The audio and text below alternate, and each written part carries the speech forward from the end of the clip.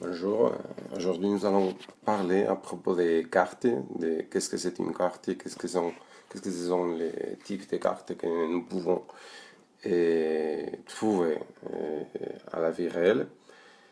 Et je commence cette explication qui va être très courte en vous proposant une chose.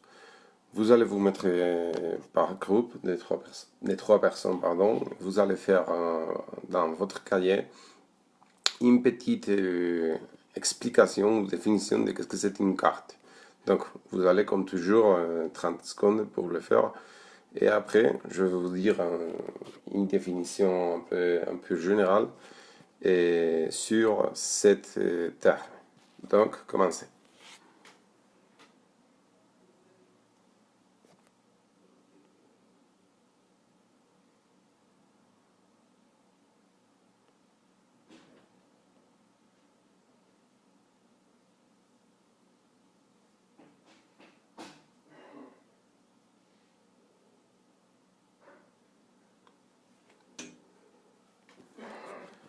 Bon, il a déjà passé le temps et je veux dire en général le terme de carte et que nous avons déjà bien étudié avec les points de la représentation de la Terre. Une carte, c'est une représentation d'un espace géographique. Donc, pour pouvoir représenter un espace tel la Rioja, tel Castille et Léon, l'Espagne, la France, l'Europe ou le monde entier, nous avons besoin d'un moyen qui est la carte. Mais la carte, il ne représente seulement l'espace géographique, mais il peut représenter des autres informations. Par exemple, dans cette image, nous avons une carte politique où nous pouvons voir le partage du monde en différents pays qui composent la géographie politique actuelle. Par exemple, nous pouvons, je vais vous signaler, nous pouvons voir ici l'Espagne, ici, pardon, ici les États-Unis, ici l'Australie, la Russie, le Madagascar, par exemple, le Brésil. Il y a tant d'autres pays.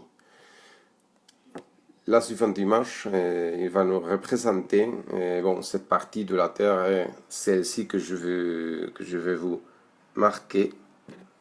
C'est la péninsule du Sinaï. Et c'est une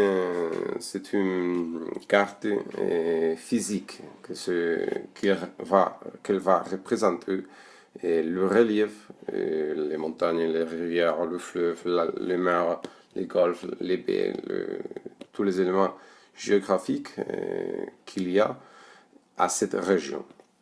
En plus de cela, il va nous représenter un peu à cette carte, un plus que physique, une réalité économique. Par exemple, ici, il y a une ville avec ses activités économiques. Ici, il y a un campement. Ici, nous pouvons voir un bateau avec des pêcheurs qui sont sortis à la pêche et à la mer pour trouver des poissons pour manger ou à vendre. Et il représente, en plus de ces montagnes, ces dunes, tout au centre du désert, et il va nous représenter un peu, il va nous dire les activités économiques de la région. Donc, cette carte va être bien physique et bien économique.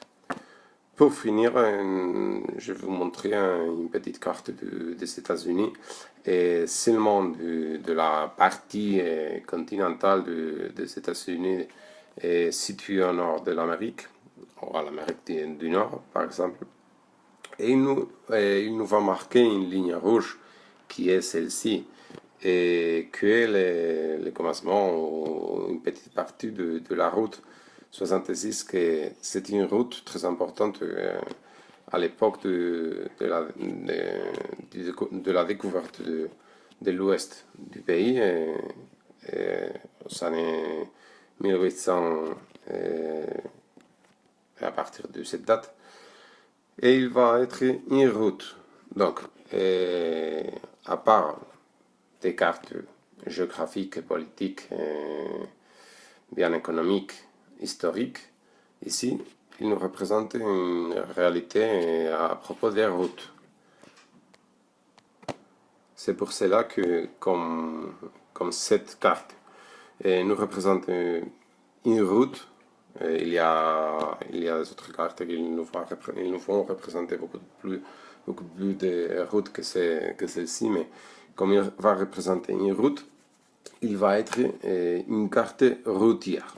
Donc, ce sont 3 à 4 exemples de différents types de cartes. Et vous allez faire maintenant un petit schéma. Et vous pouvez le faire au cahier, de différents types de cartes qu'il y a pour représenter différentes choses. Et quand vous allez finir, vous allez ouvrir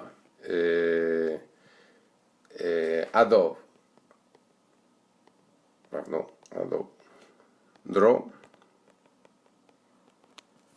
et par groupe, vous allez désigner une carte d'un type que vous avez fait le choix, que vous allez choisir. Par exemple, si vous décidez de faire une carte géographique, vous allez représenter par exemple l'Espagne en désignant ou bien un continent, ou bien le monde entier. Mais une partie représentative et grande de la Terre. Et si vous décidez de faire la carte routière de l'Espagne, de la même façon. Et si vous allez décider de faire la carte météorologique, vous allez le faire de l'Espagne entière au minimum. Donc, pas seulement de la Rioja, pas seulement de Logroño ou de Nalda, mais de le faire en général d'une région importante.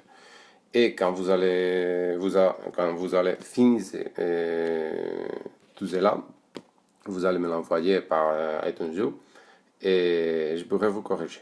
Bon, si vous avez quelques doutes, s'il vous plaît, demandez-moi. Et si vous avez besoin de plus d'informations, ou bien vous pouvez me demander où vous allez et chercher à l'internet un peu plus d'informations de ce sujet. Donc, merci, et vous dire que les photos, vous pouvez les trouver aux banques d'images livre de 3, Photolia de Ada. Donc, merci et nous allons travailler.